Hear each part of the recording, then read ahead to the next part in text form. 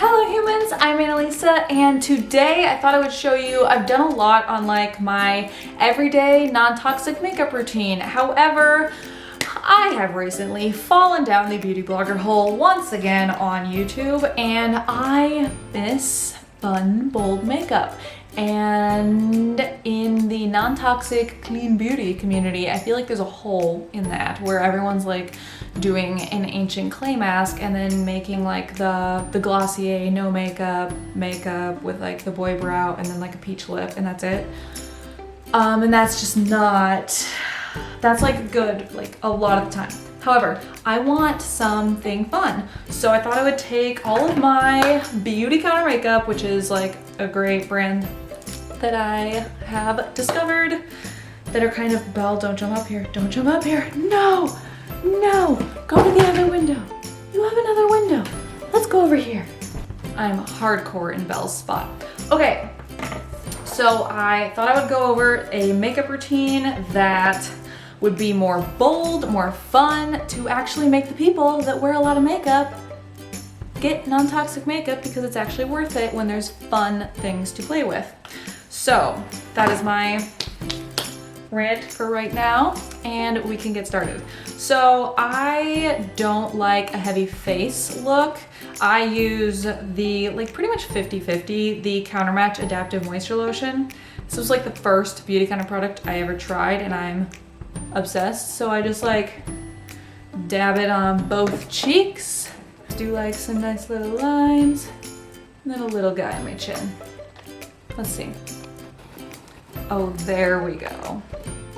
This is what we want. Okay, so I'm using the Tint Skin, which is one of their like foundation-esque products. A lot of people prefer the Dew Skin because it's more, well, I mean, it's dewy, it's glowy, it's natural.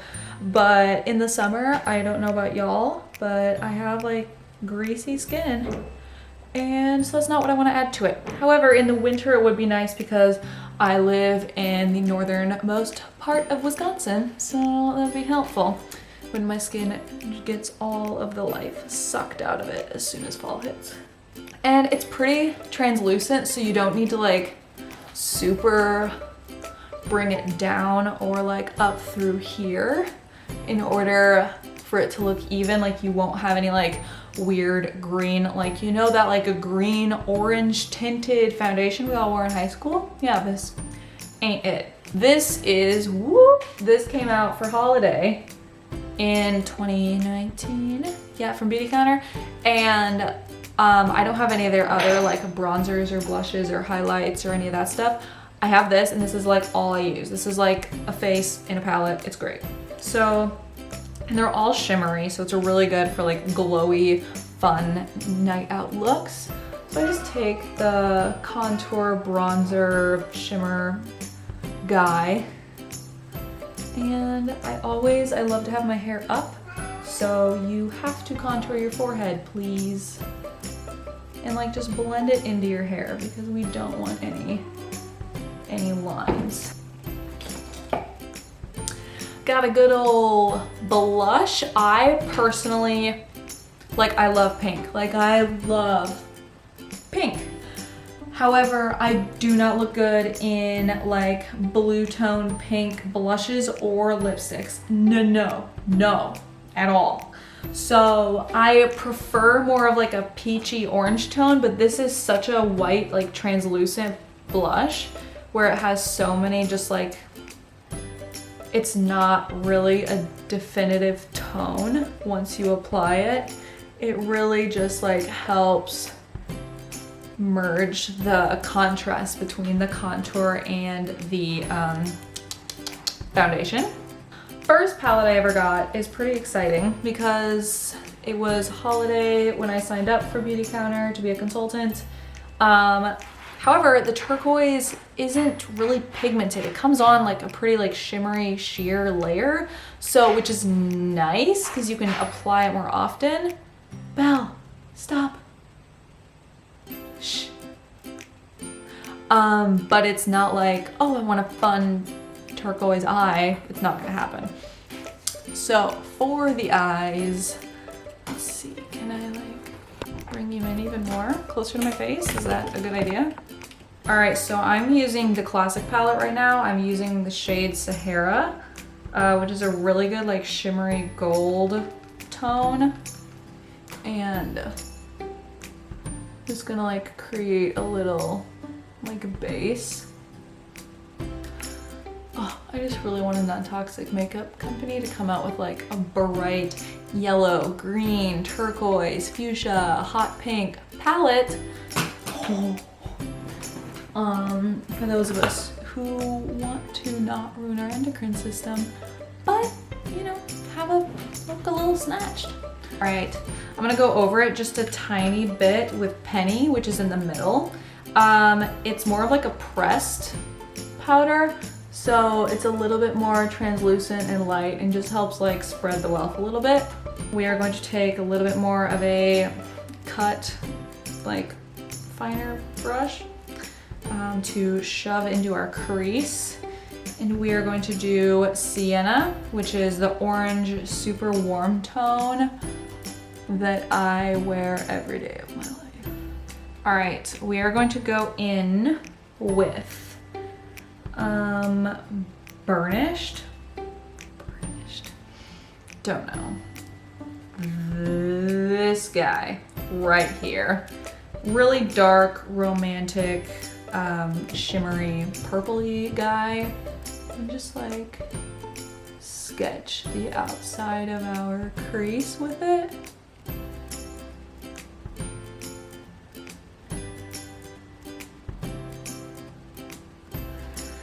And then take our giant blender guy. On here, there's a really good gold that I was like in love with for a long time. And it's just really good to add and blend and use as like a shimmer. So then, under eye, we're gonna take Copper from this palette, go underneath.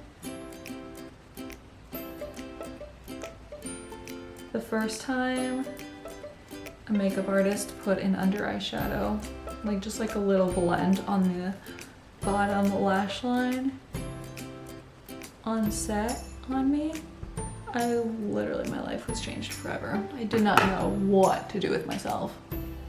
We have some brows to put on. So Beautycounter actually has a brow pencil and a gel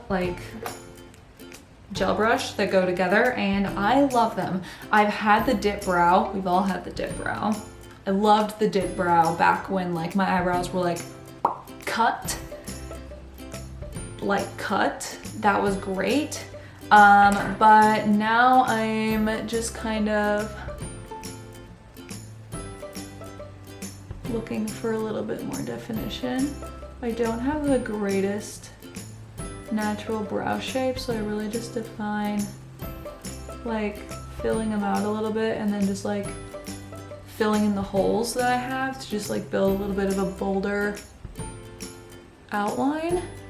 Then we take our little brow gel, which I've tried brow gels in the past and I never understood them. I didn't like them, but that's because they were either like crispy and dry or like watery and would just make the actual brow like hairs crazy defined, and that was not a good look either.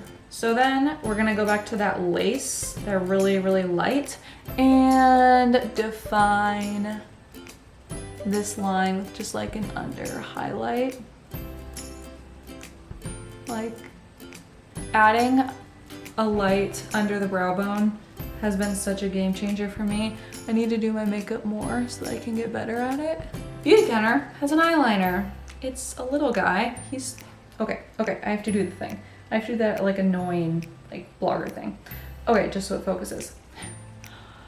But in like 9th grade, I had a pencil charcoal black eyeliner from Walmart that gave me the chunkiest wings of all time. And I was like, this is the look, this is it. I love this. However, I'm sorry, look at this. It's so fine. It's so good. Like, you can use this for any sort of look.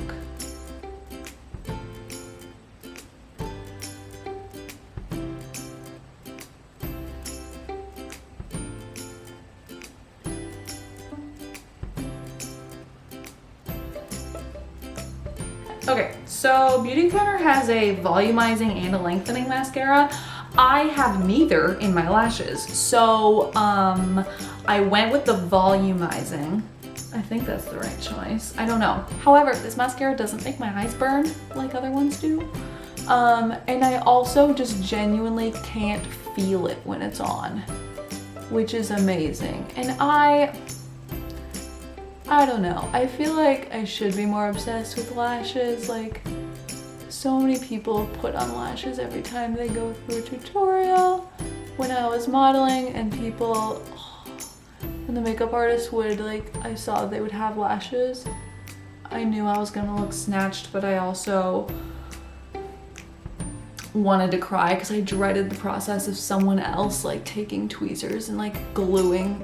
No, it was horrible every time. However, one time I had a lady put them on and they stayed on for like 3 days afterwards. So I just like so carefully took my makeup off like after the shoot and I went home.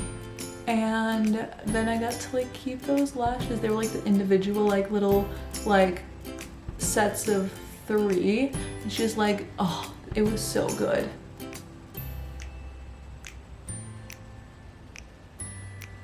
So I would literally get lash extensions before I would spend money on like different sets of lashes that you only wear for 1 day. Okie dokie. So this looks good. This looks a little bit more dramatic than most, I feel like, natural. Sorry, I'm gonna zoom you guys out. I like just bleached my hair again. So I just, to myself, I look hilarious. It's fine. Oh, we haven't put highlight on yet. Back in we go. Okay, so, what happened? How did it literally get so turned? Okay, my favorite highlight brush I got back when I had an Ipsy subscription. Oh, I miss it. Stupid toxic makeup. It's so beautiful. It's so beautiful. I love this brush. It's a good highlight brush. I don't have like one of the big fan brushes. I've tried them. They just don't, I don't know. They don't like do it for me. Also, not pro tip, but sometimes if I'm not in the mood for like a gold highlight, because sometimes I'm just not, especially in the winter when I'm like pale, a gold highlight just like stands out way too. Hello, so my camera died, but we're back and I basically had finished the look, so it's fine. The only thing I would have added is a lip, and then, you know, little corner highlight pieces, but I do not have a bold non-toxic lip. All I have is just a red, but I was not feeling a red with this look. So I just left it bare, or like dabbing just like a moisture on it just to give it a little bit of a glow, and that would be pretty much it. But this is my semi more glam than most clean beauty tutorials, just like a little bit more like elevated with contrast and just like more product use. I hope you enjoyed. I'm going to like kind of stick to something, and I'm going to say that so that I have to. But I hope you enjoyed. Subscribe so that you can actually start getting updates once I get, you know, consistent. Like this, comment if you have any questions about the products. I can gear you towards more things that you might need for your own skin. And stay weird.